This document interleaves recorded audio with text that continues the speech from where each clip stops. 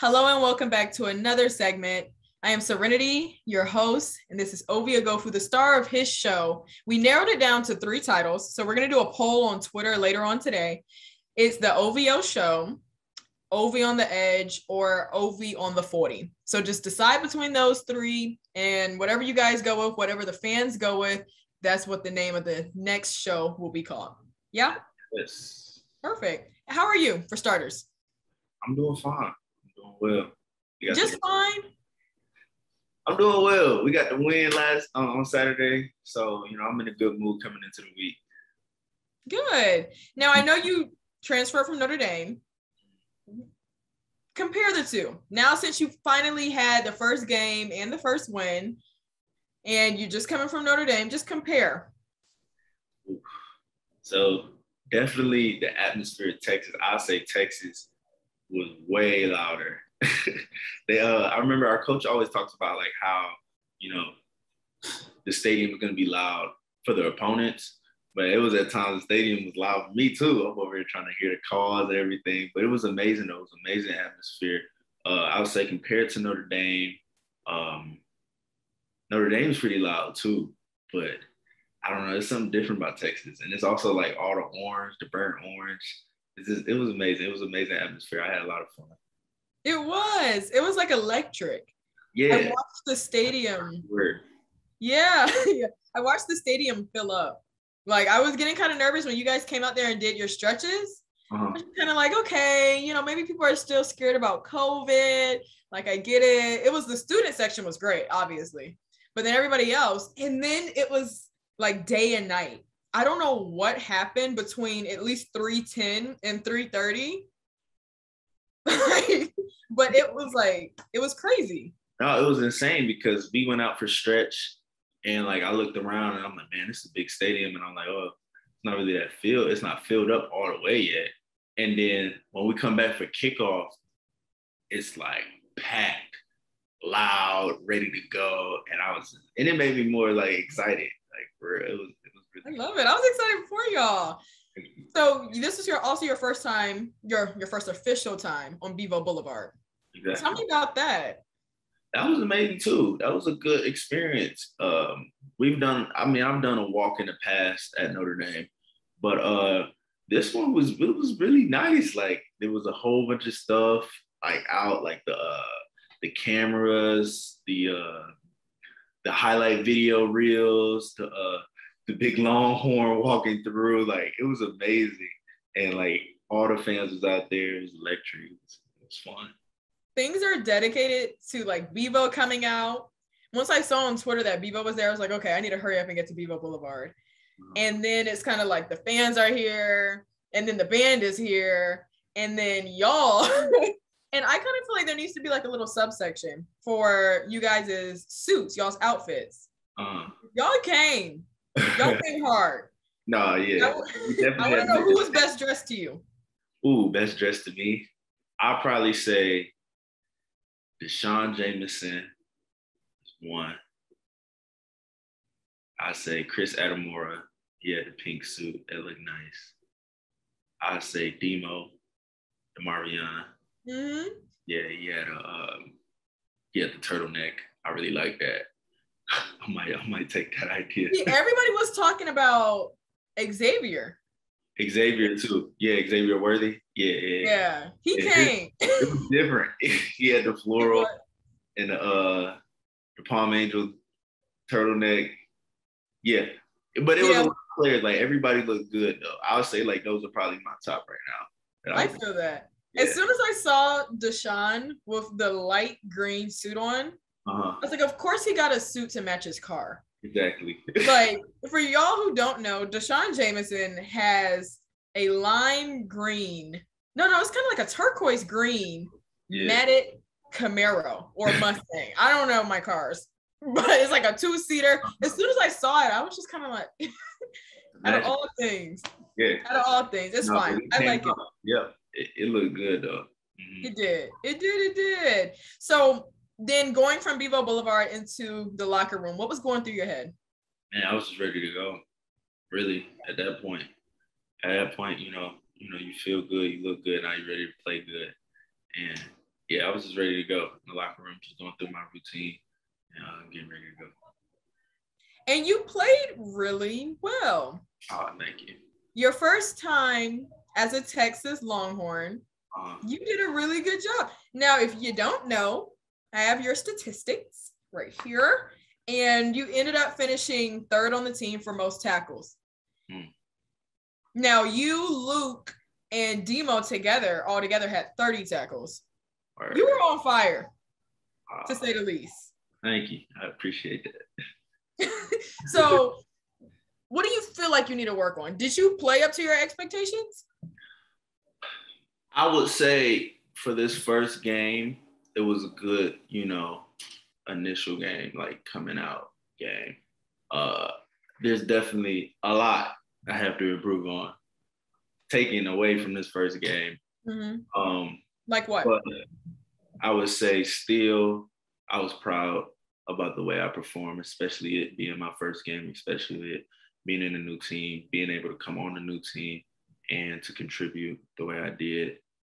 With that said, I still think I need to improve on some things. I think I had a couple missed tackles and a little bit of like some coverage errors. Yeah. But not nothing that can't get fixed though.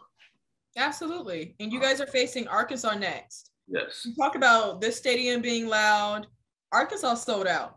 The last time they sold out was in 2017. Right. And also for a lot of people who don't know, Arkansas used to be one of our rivals. Really? Yeah. So Coach telling us about that today. That's already against us. That they're one of our rivals. That they sold out.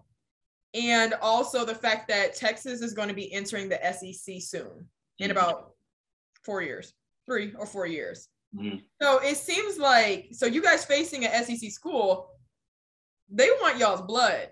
Exactly. No, yeah, Coach Sark talked to us about it.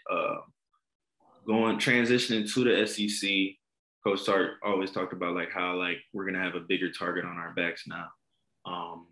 Previewing Arkansas, he previewed, the tradition and rivalry and how big of a game it's gonna be for them. But I think like one thing that keeps us cool-headed and one thing that keeps us calm is that Coach Sark always says that every game is the big game. Every game that we play is the biggest game. So last week was the biggest game we played. Now this week is the biggest game we played. And I think coming in with that mindset, we're not going to be too high or too low. We're just going to come in and play Texas football. And what do you think about some of the other Big 12 schools that played this weekend that might not have played up to their normal expectations or their previous track record? Does that give you a form of optimism?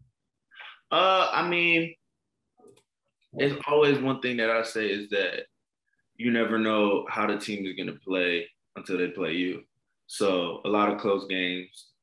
The Oklahoma game was pretty close. The Iowa State game was pretty close. And, I feel like it's all about perspective. You can look at it and be like, oh, okay, well, maybe Oklahoma's not the Oklahoma that we're used to seeing. But I feel like you can't really think like that because when they come play Texas, of course, they're going to give us their best game. So I think that right now it was a close game, but I still have a lot of respect for Oklahoma and Iowa State and teams like that who didn't perform the way they're expected to perform. How do you plan? You are a pro now, I would say, coming from Notre Dame, dealing with rivalries such as Notre Dame versus USC or Notre Dame versus Stanford, dealing with the hate that you must get from the fans in the stadium, especially as an away game. And you guys are going into that. Second game is an away game. How do you plan on dealing with that? I think part of it is just focusing on what's more important. I know that, going into Arkansas, there's going to be some stuff said. Yeah.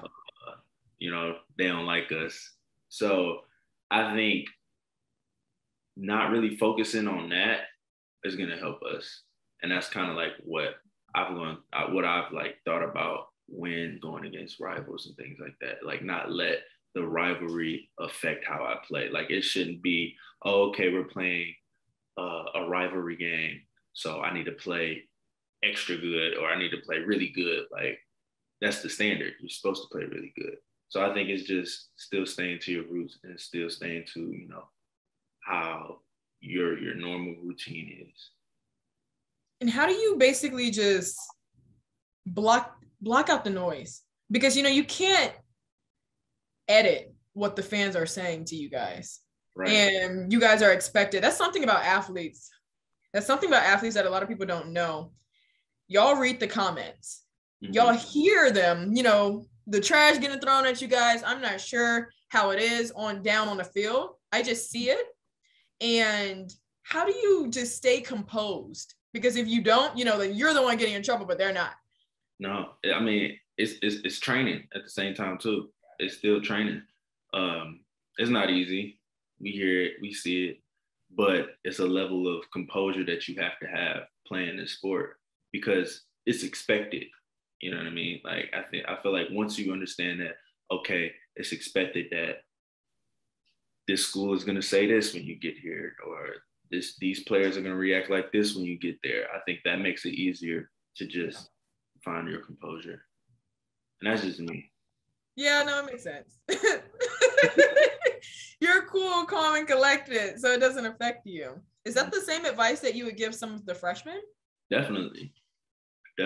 I mean, because with me coming in, when I was coming in as a freshman, you know, I was really like, oh my gosh, like when we played Notre Dame, my first game was against Michigan, and I'm from Detroit.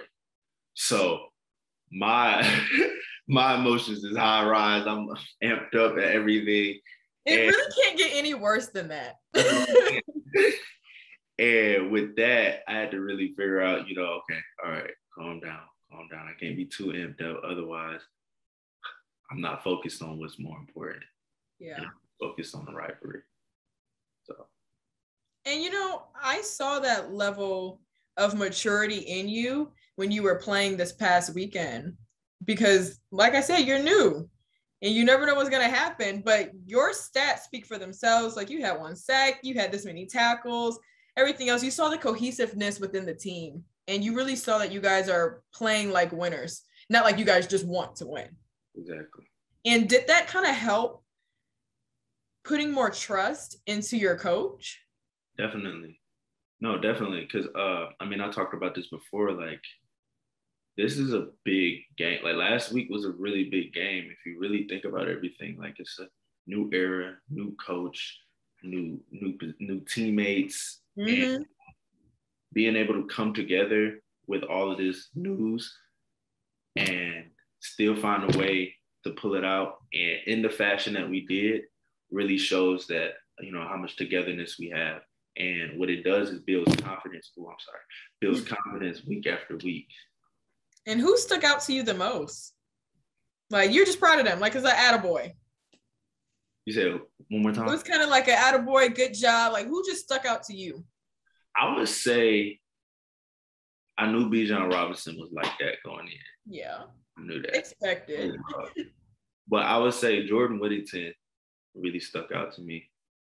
You know, I didn't really know too much about him coming in, and he popped off.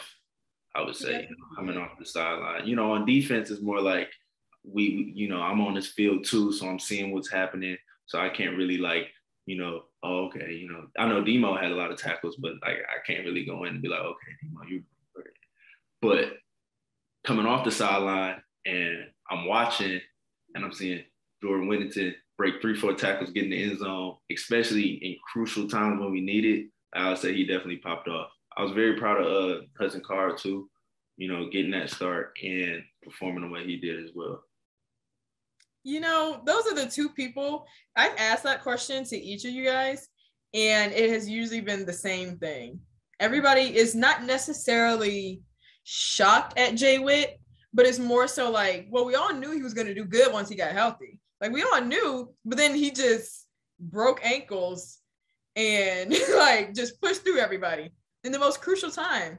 And it's crazy because I didn't even know his injury history until the game. Like, when I saw him popping off, and then some of my teammates was like, man, for a dude that had this many injuries, like, he's balling out. And I'm like, dang, for real. Like, going crazy right now. You gotta bounce back. You have to bounce back. Definitely. And hopefully this was just momentum for you guys to push you guys throughout the season. Mm-hmm. And I'm really excited to see what you guys have left. How did you celebrate this time? I mean, my family came in. It was the first time seeing my family in a while. So we went out to dinner and we just celebrated, and then they left. It was good though. It was good. I feel like you're leaving out some things. They left, and then what? No, really. We just went out to dinner.